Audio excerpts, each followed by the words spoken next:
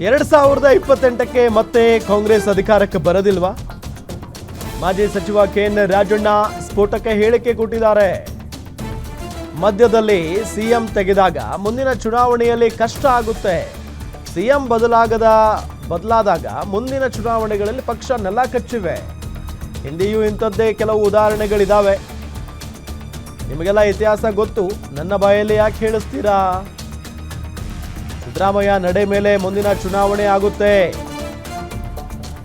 ಬೆಂಗಳೂರಿನಲ್ಲಿ ಮಾಜಿ ಸಚಿವ ಕೆಎನ್ ರಾಜಣ್ಣ ಹೇಳಿಕೆಯನ್ನ ಕೊಟ್ಟಿದ್ದಾರೆ ನೋಡಿ. ಅಲ್ಲ, ಅವರು ಉದ್ದೇಶಪೂರ್ವಕವಾಗಿ ಗೈರುಹಾಜರಾಗಿರ್ತಕ್ಕಂಥದ್ದು ಆಗಿದ್ದರೆ ಅದು ನಿಜಕ್ಕೂ ಕೂಡ ಒಂದು ವಿಷಾದದ ಸಂಗತಿ.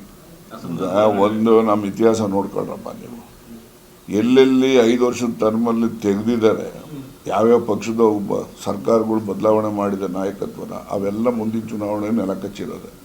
ನೀವು ಹಿಂದಿನಿಂದ ನೋಡ್ಕೊಂಬನ್ನಿ. ನೀವು ಹಿಂದೆ ವೀರೇಂದ್ರ ಪಾಟೀಲ್ ತೆಗೆದ್ರು, ಆಗ ಬಂಗಾರಪ್ಪನ ಮಾಡಿದ್ರು, ಆಮೇಲಿಂದ ಬಂಗಾರಪ್ಪನ ತೆಗೆದ್ರು, ವೀರಪ್ಪ ಮೊಯ್ಲಿ ಮಾಡಿದ್ರು. ನೆಕ್ಸ್ಟ್ ಏನಾಯಿತು, 40 ಸೀಟುಗಳಿತ್ತು, ಹೌದಲ್ವಾ? ಅದೇ ರೀತಿ ಯಡಿಯೂರಪ್ಪನವ್ರ ಕಾಲದಲ್ಲಿ ಯಡಿಯೂರಪ್ಪನ ತೆಗೆದ್ರು, ಇವರು ಮಾಡಿದ್ರು, ಸದಾನಂದ ಗೌಡನ್ ತೆಗೆದ್ರು, ಶೆಟ್ಟರು ಮಾಡಿದ್ರು. ಏನಾಯಿತು ಮುಂದಕ್ಕೆ? ಹೀಗೆ ಇವು ನಮ್ಮ ಕರ್ನಾಟಕ ರಾಜ್ಯದಲ್ಲಿ ಇರ್ತಕ್ಕಂಥ ಇತಿಹಾಸ ಅಷ್ಟೇ. ಅದು ನಿಮಗೆಲ್ಲ ಗೊತ್ತಿರ್ತದೆ. ಪ್ರಭಾವ 2028 ಮೇಲೆ ತುಮಕೂರಲ್ಲಿ ಪರಿಣಾಮ ಬೀರುತ್ತದೆ. ಅದು ಜನರ ಕೈಯಲ್ಲಿರೋದು, ಜನರ ವಿಶ್ವಾಸ. ಅದನ್ನು ಈಗಲೇ ಹೇಗೆ ಹೇಳೋಕ್ಕಾಗ್ತದೆ?